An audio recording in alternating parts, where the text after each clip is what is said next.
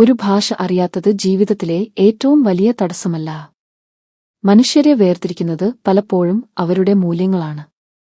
സ്പംഗ്ലീഷ് എന്ന സിനിമ അതാണ് നമ്മളെ ഓർമ്മിപ്പിക്കുന്നത്.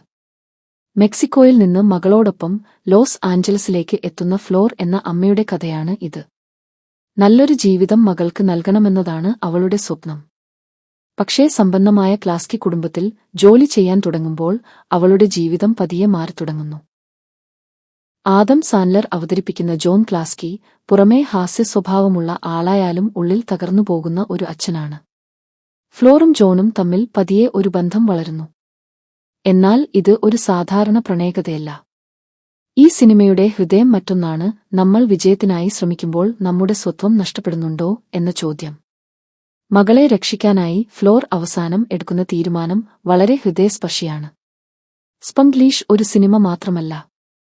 കുടുംബം, സംസ്കാരം, സ്നേഹം, സ്വത്വം ഇതെല്ലാം കുറിച്ചുള്ള മനോഹരമായ ഒരു മനുഷ്യകഥയാണ്.